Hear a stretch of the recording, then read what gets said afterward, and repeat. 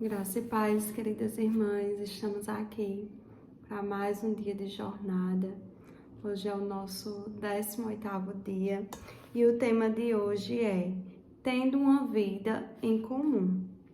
Eu já convido você a pegar a sua Bíblia, a abrir lá em Colossenses 3,15, que vai dizer assim: Cada um de vocês faz parte do corpo de Cristo e vocês foram escolhidos para viver juntos em paz. Em Salmo 133, o verso 1 vai dizer: Como é bom e agradável que o povo de Deus vivam em união. A vida foi feita para ser compartilhada. Deus deseja que experimentemos uma vida em comum. A Bíblia chama comunhão, essa experiência compartilhada. Hoje em dia, entretanto, essa palavra perdeu grande parte de seu significado bíblico. E comunhão ou confraternização quase sempre é uma referência à conversa casual, a alguma atividade social, à comida e à diversão. A pergunta: de qual igreja você participa? Significa qual igreja você frequenta. Ficar para a confraternização normalmente significa esperar pelo lanche. Comunhão é muito mais que apenas aparecer nos cultos. Significa experimentar a vida juntos. Isso inclui amar de modo altruísta, compartilhar com transparência, servir nas necessidades práticas, autossacrifício, consolar solidariamente e todas as outras atividades seguidas da expressão uns aos outros encontradas no Novo Testamento. Quando se trata de comunhão, o tamanho importa. Quanto menor, melhor. Você pode adorar no meio de uma multidão, mas não pode ter comunhão com todos ao mesmo tempo. Quando um grupo aumenta para mais de 10 pessoas, alguém deixa de participar, normalmente o mais reservado, e umas poucas pessoas acabam dominando o grupo. Jesus ensinava dentro do contexto de um pequeno grupo de discípulos. Ele podia ter escolhido mais, mas sabia que 12 pessoas era o número máximo razoável para um grupo, em que se pretende que todos participem. O corpo de Cristo, assim como o próprio corpo humano, é na verdade um conjunto de muitas células pequenas. A vida do corpo de Cristo, tal qual o nosso corpo, está contida no interior das células. Por essa razão, todo cristão deve fazer parte de algum pequeno grupo dentro de sua igreja, um grupo de comunhão nas casas, uma classe de escola dominical, um grupo de estudo bíblico. É nesses encontros que ocorre a verdadeira comunhão, não nas grandes reuniões. Se você imaginar sua igreja como um navio, os diversos grupos são os botes salva-vidas presos a ele. Deus fez uma fantástica promessa a respeito dos pequenos ajuntamentos de cristãos, pois onde se reunirem 2 ou 3 em meu nome, ali eu estou no meio deles. Mateus 18:20. Infelizmente, mesmo que você frequente algum grupo, isso não é garantia de que irá experimentar comunhão real. Muitas classes de escola dominical e outros grupos na igreja ficam presos à superficialidade e não fazem ideia de como é experimentar a verdadeira comunhão. Mas qual a diferença entre a comunhão e a falsa? A comunhão verdadeira e a falsa. Na verdadeira comunhão, as pessoas experimentam autenticidade. A comunhão autêntica não é superficial, não se resume a conversas sobre banalidades. É genuína, de coração para coração, às vezes chegando ao ponto de compartilhar assuntos íntimos. A comunhão ocorre quando as pessoas se mostram honestas a respeito de si mesmas e do que está acontecendo em sua vida. Elas dividem mágoas, revelam sentimentos, confessam falhas, dão a conhecer dúvidas, admitem medos, reconhecem suas fraquezas e pedem ajuda e oração. A autenticidade é exatamente o oposto do que você encontra em algumas igrejas. Em vez de uma atmosfera de honestidade e humildade, há uma conversação fingida, encenada, politiqueira, superficialmente educada e frívola. As pessoas vestem máscaras, mantêm a guarda e agem como se sua vida fosse bem-sucedida em todos os aspectos. Essa atitude decreta a morte da verdadeira comunhão. Somente quando somos sinceros sobre nossa vida é que experimentamos a real comunhão. A Bíblia diz: se porém andarmos na luz, como Ele está na luz, temos comunhão uns com os outros. Se afirmamos que estamos sem pecado, enganamos a nós mesmos e a verdade não está em nós. 1 João 1, do 7 ao 8. O mundo pensa que a intimidade ocorre no escuro, mas Deus diz que ela faz parte da luz. As trevas são usadas para esconder ferimentos, erros, medos, fracassos e falhas. É na luz que os trazemos todos para um lugar aberto e admitimos quem realmente somos. Naturalmente, ser autêntico exige coragem e, ao mesmo tempo, humildade. Significa enfrentar o medo de ser exposto, da rejeição e de ser novamente magoado. Por que alguém correria tal risco? Porque é a única maneira de crescer espiritualmente e ser emocionalmente saudável. A Bíblia diz: façam disso uma prática comum. Confessem seus pecados uns aos outros e orem uns pelos outros, para que vocês possam viver juntos, integrados e curados. Tiago 5, 16, a parte A.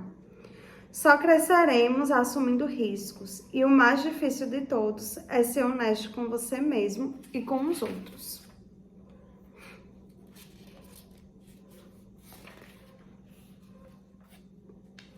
Na verdadeira comunhão, as pessoas experimentam reciprocidade.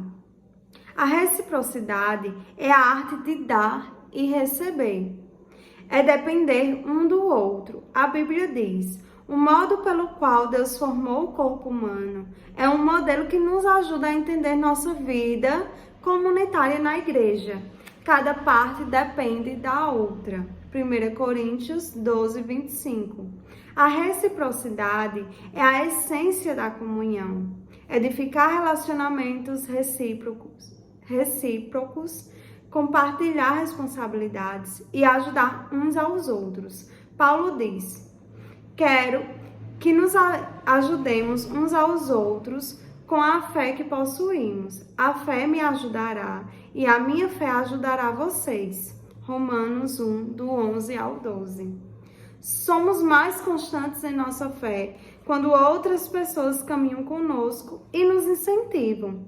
A Bíblia recomenda responsabilidade, incentivo, honra e serviço recíprocos. Vê Romanos 12, 10. Em mais de 50 ocasiões no Novo Testamento, somos orientados a realizar diferentes tarefas uns aos outros e uns dos outros. A Bíblia diz: esforcemo-nos em promover tudo quanto conduz à paz e à edificação mútua. Romanos 14, 19. Você não é responsável por todos no corpo de Cristo, mas tem a responsabilidade para com eles. Deus espera que você faça tudo o que puder para ajudá-los. Na verdadeira comunhão, as pessoas experimentam compaixão.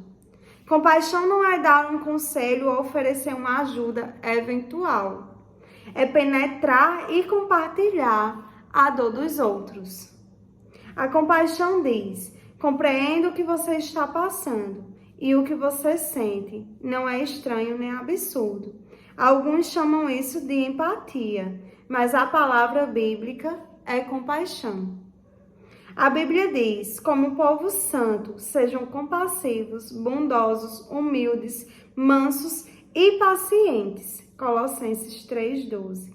A compaixão satisfaz duas necessidades fundamentais do ser humano: a de ser compreendido e a de ter seus sentimentos respeitados. Compreender e respeitar o sentimento de alguém abre o caminho para a comunhão. O problema é que estamos quase sempre tão ansiosos por corrigir situações que não temos tempo de sentir compaixão. Ou então, estamos preocupados com as nossas mágoas. A autopiedade esgota completamente a compaixão pelas outras pessoas. Há diferentes níveis de comunhão, cada um adequado a um momento diferente. Identificamos os níveis mais básicos de comunhão no ato do compartilhamento e nos grupos de estudo bíblico. Num nível mais profundo, temos comunhão de serviço, presente na ação conjunta em viagens missionárias ou em obras de caridade. Um nível mais profundo e intenso, porém, é a comunhão de sofrimento. Ver Filipenses 3,10 e Hebreus 10, do 33 ao 34.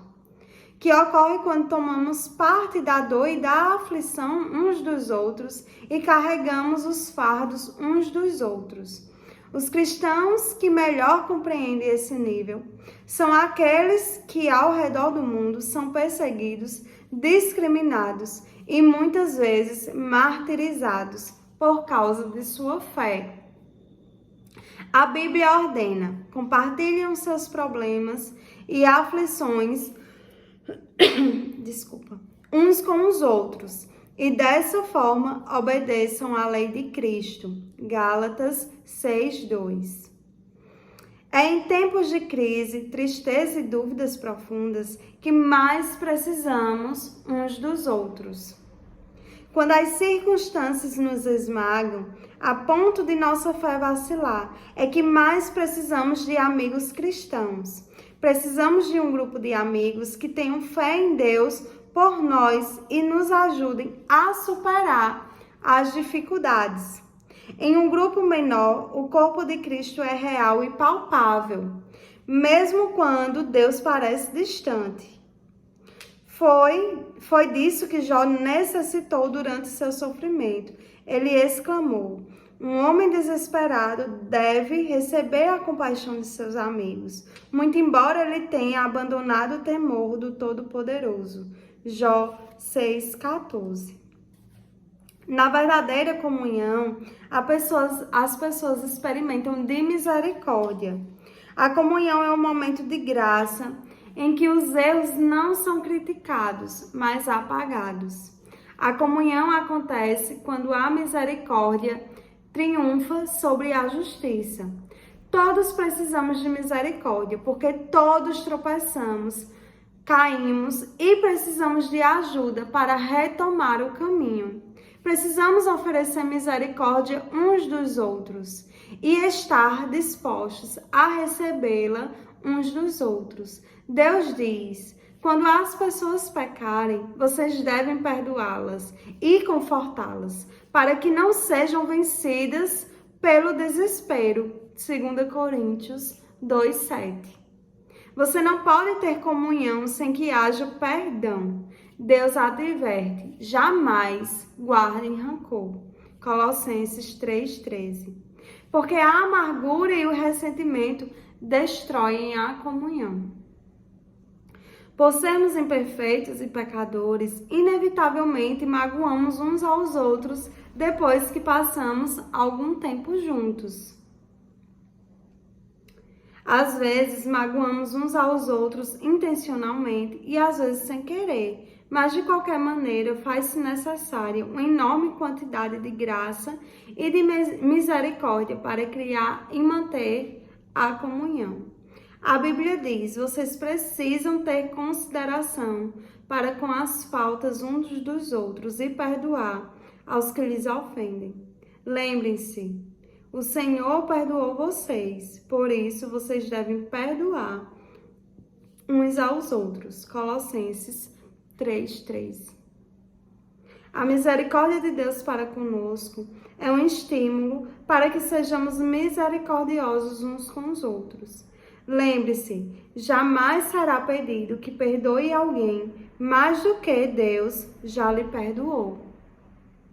Sempre que for magoado por alguém, você terá uma escolha: usar sua energia e seus sentimentos para buscar vingança ou para encontrar uma solução. Você não pode optar por ambas as coisas. Muitos relutam em praticar a misericórdia porque não sabem a diferença entre confiar e perdoar. Perdoar é esquecer o passado. Confiar tem relação com um comportamento futuro.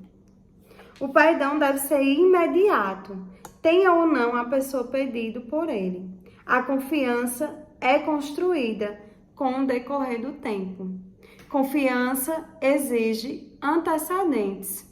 Se alguém o magoa repetidamente, Deus lhe ordena que perdoe imediatamente, mas não espera que você volte a confiar imediatamente ou que continue permitindo que tais pessoas o magoem. Elas devem mostrar que mudaram com o tempo. O melhor lugar para restaurar a confiança é no contexto de apoio mútuo de um grupo que promova tanto o encorajamento quanto a responsabilidade mútua. Você experimentará muitos outros benefícios ao fazer parte de um grupo da igreja comprometido com a verdadeira comunhão. Trata-se de algo essencial à vida cristã e não pode ser ignorado. Há mais de 2000 anos, os cristãos vêm se reunindo regularmente em grupos para buscar comunhão. Se você nunca fez parte de um grupo ou de uma reunião como essa, não sabe o que está perdendo. No próximo capítulo, veremos o que é necessário para criar esse tipo de comunidade com outros fiéis. Mas espero que este capítulo o tenha deixado ansioso para experimentar a autenticidade, a reciprocidade, a compaixão e a misericórdia da verdadeira comunhão. Você foi criado para viver em comunidade. Aleluia! Glória a Deus por essa palavra que é bendita, né? Por essa palavra que enche o nosso coração de tanta alegria, de tanto conforto, que traz tantas expectativas, né? Para o nosso dia a dia, para a nossa jornada. E pensando sobre o meu propósito de vida de hoje, o tema para a reflexão de hoje é: preciso de outras pessoas em minha vida. O versículo para memorizar é: compartilhe os seus problemas e aflições uns com os outros e dessa forma obedeçam à lei de Cristo. Gálatas 6:2. Aqui está na versão NLT. E a pergunta de hoje é: que posso fazer hoje para me unir a outro irmão de maneira mais íntima e verdadeira, né? Hoje foi mais um capítulo, né, onde o Senhor trouxe tanta clareza aos nossos corações. E enquanto eu estava lendo aqui, eu estava lembrando, né, dos nossos momentos que a gente tem nas segundas-feiras, que é tão maravilhoso, né?